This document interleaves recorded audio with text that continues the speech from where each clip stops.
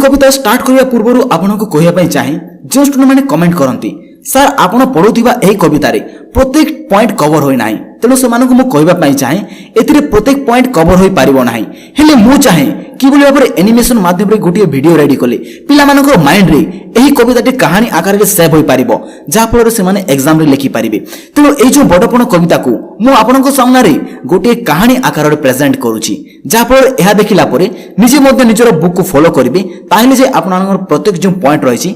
Cover हो पार चलते आम वीडियो को आम स्टार्ट करवा। आज कविता होउछि बड़पण जार कवि होउछंती कविवर राधानाथ राय। समय थिला 1894 मसीहा बारबाटी दुर्गरी गोटे दरबार अनुष्ठित हैला जेउठारे सामंत चंद्रशेखर और गोविंद बल्लभଙ୍କୁ राय बहादुर उपाधि देबा पई सेतिर से दरबारटी अनुष्ठित करा जायतिला। एही दरबार रे कवि निजे मध्य उपस्थित थिले एवं सेही समयर राजा जमीदार गोष्ठी मध्य सेतिर उपस्थित रहिथिले। जेतेबेले कविवर सेही दरबार रे उपस्थित रहिथिबा राजा एवं जमीदार गोष्ठी को देखिले जेतेबेले से समय से माननको देखिले से माने निजर बड़ीमा एवं गर्व एवं अहंकार को से माने देखाई होउथिले। एहा देखिला परे कविवर राधानाथ राय को ठीक लगिला नहीं तापर से कौन कले से जो जमीदार गोष्ठी एवं राजा गोष्ठी पाखक से चली गले एवं तांको कहले तुम्बे कहार संतान तुमको जना अछि तो तुम केवल भोगविलास रे बुड़ी रहुछ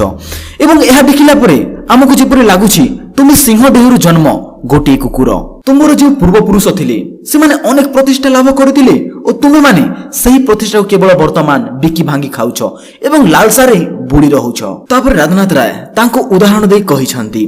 तुमर जो पूर्वपुरुष रहिथिले ताहा अग्निशिखा पर से माने ऊर्ध्वगामी रहुथिले एवं सदा सर्वदा समाज रे उन्नति चाहुथिले हेले तुमे भोगा विलास रे बुड़ी रहिछ एवं जलधारा परे सदा सर्वदा निम्न गति पाल्टिछ। तापर कविवर आहुरी तांको बुझाई कि कहले वर्तमान राजा एवं प्रजांक संपर्क आ कोन रहिला जेपरि बाजो पारा परी केही काहारी मंगल मध्य चाहंती नाही ठीक एही भली संपर्क वर्तमान राजा एवं प्रजांक संपर्क रहिछि। तुमर जो पूर्वपुरुष थिले से माने समाज को गोटे परिवार मने करूथिले हेले तुमे माने सेही समाज रो लोक माननकु विदेशी सहित मिसी तांकर बंदूक देखाई तुमे से माननकु लूट करूछ एवं निजर गंता घर को पूर्ण करूछ। ए धन को तुमे कोन करिवो ए सृष्टि रूपी रंगमंच को केते आसीछंती और कार्य समाप्त परे विदाय मध्य नैछंती हेले केही काहारी धन को नै पारिले नाही। कविवर एही धनर लालसा को नै सेमानको कहिले एवं कहिले विश्व विजयी अलेक्जेंडर समस्त विश्व को जय करी दुख प्रकाश करथिले कारण तांको पई आउ जय करिबाकू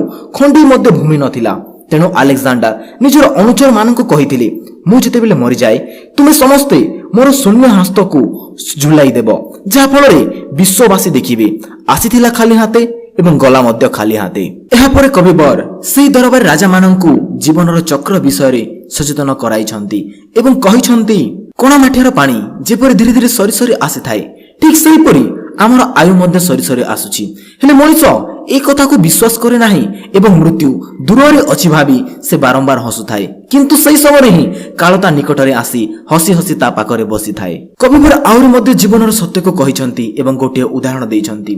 सूर्य जेते तळको गडिले आमर छाया सेते बढे ठीक सही परी आमर आयु मध्य बढुची आमर लालसा मध्य सेते बढुची एवं वृक्षर चिर जेते तळको गडे किंबा जेते मजबूत होए ताको उपाडिया पई सेते कष्ट लागि थाए तेणु एही कष्टरू बाहरिया पाई दरबार राजा को कविवर परामर्श देइछंती आउ मध्य से कहिछंती बेळ थाउ तो धर्म अर्जन करिबाकू एवं परामर्श देइछंती धर्म हेउछि एकमात्र नौका जहा ए विशाल सागर संसार पारि हेबारे आपण माननकु सहाय्य करिवो। तापर कविवर सेही दरबार राजा माननकु कहिछंती धर्म व्यतीत ए संसार सब अस्थायी तुमे जो बडपण देखाउछ ताहा हेउछि ओढाई दिनिया एवं से कहिछंती तुमे एपरि बडपण अर्जन कर जहाको काल मध्य स्पर्श करि पारिबो नाही एवं एहा कहि से तांकर सेही वक्तव्यटी शेष करिसंती। ताहले आपनकु एही कविताटी किपरि लागिला एनिमेशन माध्यम रे आपनकु पढिबा जदि सहज लागुची एवं ए वीडियो जदि पसंद लागुची ताहले आपण माने आम चैनल को सब्सक्राइब करि पारिबे एवं निज फ्रेंड सर्कल रे ए वीडियो को शेयर करंतु एवं समस्त को हेल्प करंतु